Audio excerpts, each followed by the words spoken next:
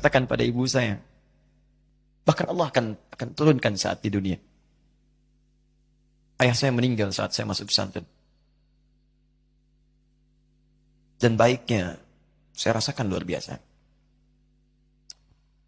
Beliau mengajar di musalla kecil dulu, sekarang jadi masjid. Itu saya selalu dibawa. Beliau mengajar, saya tidur. Sekarang gantian, saya mengajar, beliau tidur. Dan kadang dipangku, gendong sampai pulang. Saya pernah sengaja pura-pura tidur untuk ingin tahu apa yang dikerjakan ayah saya di jalan. Jaga betul supaya nggak bangun. Begitu saya disimpan di kasur dan bangun, diajak bercanda. Saya mau masuk pesantren, dia nggak sempat ngantar. Saya bertemu, dia menangis, peluk saya, minta maaf, gak bisa ngantar ke pesantren. Saya belum mengerti apapun saat itu. Saya bertekad, insya Allah, saya belajar dengan sungguh-sungguh.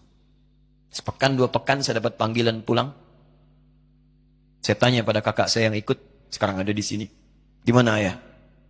Beliau nggak jawab.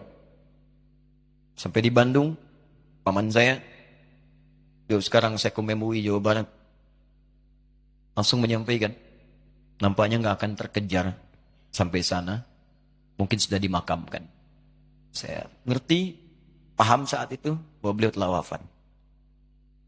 Maka saya pulang. Maghrib saya sampai, saya dapati ibu di ruangan tengah.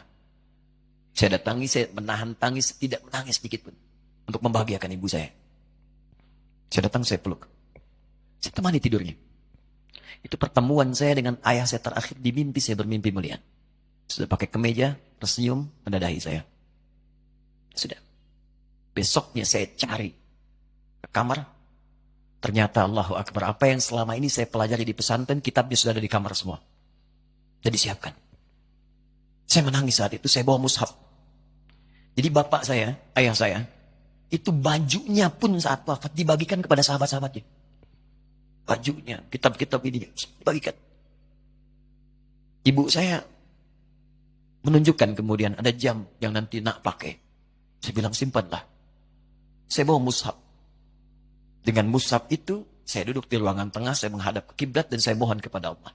Ya Allah, saya tak punya kemampuan lagi membahagiakan ayah saya saat hidup di dunia.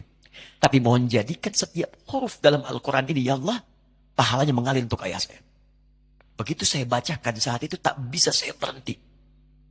Dan tiba-tiba langsung masuk. Ayatnya, artinya, posisinya, nomornya. Gak pernah berhenti. Masuk. Saya bertekad.